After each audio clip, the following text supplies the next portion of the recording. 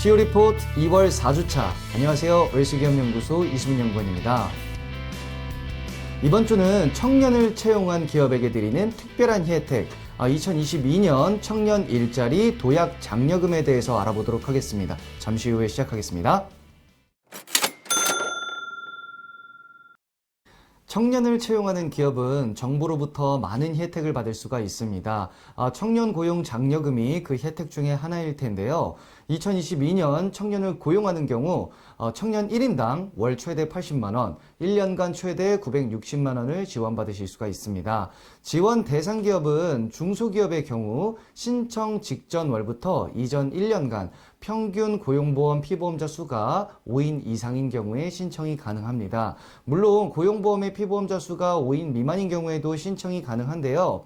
성장 유망업종, 지식서비스 산업, 문화 콘텐츠 사업, 신재생에너지 사업, 청년 창업기업, 미래 유망기업 등에 해당되시면 신청이 가능합니다. 지원 요건으로는 2022년 1월 이후부터 정규직으로 6개월 이상 고용해야 지원이 가능합니다. 예를 들어 비정규직으로 3개월간 채용을 했다가 정규직으로 전환하였다면 정규직 전환일을 채용일로 간주하여서 지원금을 신청하실 수가 있습니다. 또한 주 30시간 이상 근무하는 조건으로 채용을 해야 하고요. 최저임금 이상의 임금을 지급해야 합니다.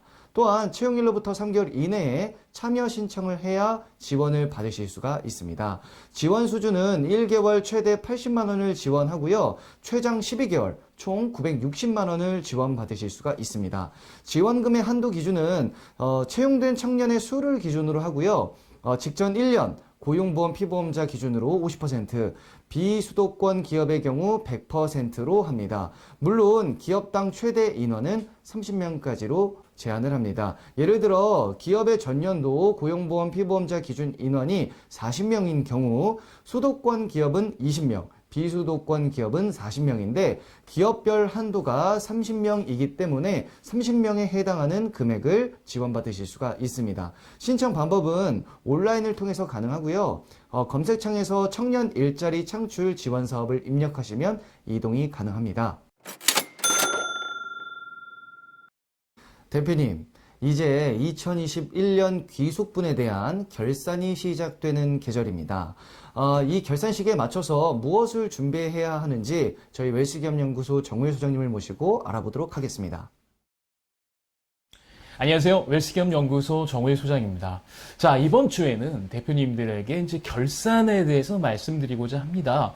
지금 시간이 2월 말이고요. 이제 3월이 돼가고 있습니다. 아마 이 시점에서는 세무사 사무실에서 2021년도 귀속분에 대한 결산을 만들기 위해서, 결산을 하기 위해서 뭐 자료들을 보내달라고 이제 많이들 얘기를 하고 자료가 왔다 갔다 하고 빠르신 기업들, 특히 외관법인 같은 경우에는 이미 그 가결산까지 다 끝난 기업들이 있을 텐데요. 이때 대표님께서 꼭 체크하셔야 될 점들 몇 가지를 오늘 준비해 봤습니다. 자, 첫 번째는 대표님들께서 만약에 혹시 올해 주식을 이동해야겠다라는 생각을 갖고 계신다면, 그리고 자녀에게 뭐 지분을 좀 더 주셔야겠다라고 생각하시는 대표님들이라면 꼭 체크하셔야 될 사항입니다.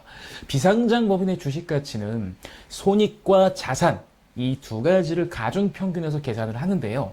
이 중요한 사실이 있습니다. 언제를 기준으로 증여를 하냐에 따라서 이 적용되는 게 다르다는 거죠. 가령 예를 들어서 2021년 12월 31일 기준으로 주식을 증여한다고 하면 직전 연도 손익까지 반영이 되니까 2021년 손익이 평가 대상에서 빠지게 됩니다. 자, 그런데 2022년 예를 들어서 1월 2일자로 증여를 한다고 한다면 직전 연도니까 2021년 손익이 들어가게 되겠죠.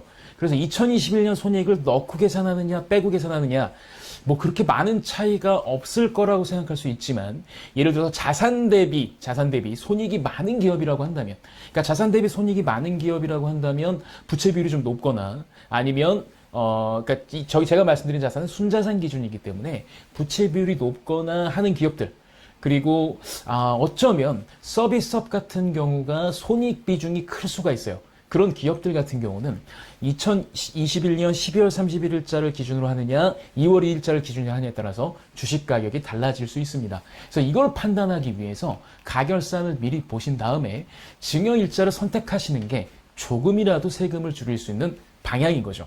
그다음 또 이런 것도 생각해 볼 수 있어요. 내 주식을 언젠가는 매각을 할 거고 그 매각 타이밍이 약 2, 3년 정도 후다. 그런데 지금 내가 주식을 매각을 하게 되면 세금이 너무 많이 나오니까 어차피 자녀들한테도 귀속하고 배우자한테도 귀속할 겸 주식을 증여한다고 한다면 나중에 양도세 계산이라든가 이런 것 때문에 주식 가격이 좀 높은 게 좋겠죠. 그럼 당연히 2021년 손익이 좋다라고 한다면 2021년 손익을 반영하는, 그래서 1월 2일자 증여를 하시는 게 좋겠죠.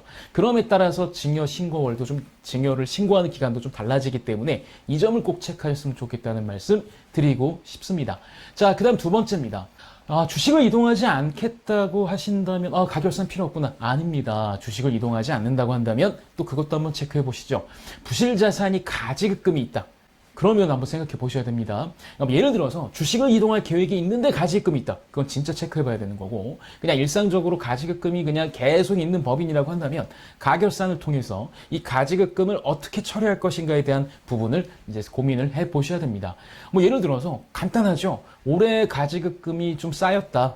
전년비 좀 많이 쌓였다 한다면 얘를 그대로 그냥 쌓아둘 것인가, 아니면 다른 항목으로 처리가 가능하다고 한다면 처리할 수 있을까, 이런 거. 그 다음에 두 번째는 인정이자 같은 경우에는 꼭 납입을 하시는 거. 그 다음에 얘를 올해 일시에 상환을 해버릴까, 아니면 구분해서 좀 장기간 끌고 갈까, 이런 것들도 한번 그 생각을 해봐야 될 대상인 거거든요. 그래서 저는 가지급금이 있는 법인이라면 가결사 한번 꼭 체크하셔서 좀 뭐라 그럴까요? 억울하게 가지급금 생기지 않는. 그러니까 예를 들면 세무사 사무실과 어떤 그 우리가 자료를 주고받는 과정에 뭔가 오해가 있어서 새로 생기는 가지급금이 있다. 이런 건 좀 일소하시고, 두 번째는 올해부터 증가한 가지급금을 이때 어떻게 할지, 배당으로 뺄지 아니면 뭘로 할지 이런 것들도 고민하실 수 있는 시간을 가져보시는 게 좋지 않을까 싶습니다. 그리고 만약에 주식을 이전하는 대표님들이라고 한다면 가지급금은 부실자산이죠. 그래서 부실자산이라고 하면 외형을 부풀리게 보입니다. 외형을 부풀리게 보인다고 한다면 기업의 주식 가치가 높아지겠죠.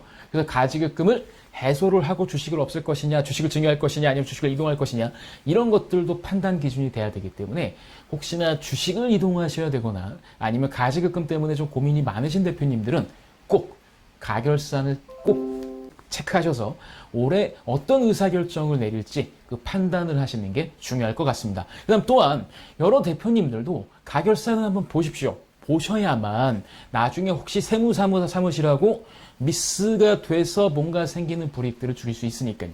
그리고 우리 기업의 예상되는 재무 비율도 확인하셔서 조정사항이 있다면 조금 더 조정하는 이런 습관을 들이시게 되면 기업 경영에 한결 더 수월하실 것 같습니다. 이번 주는 여기까지입니다.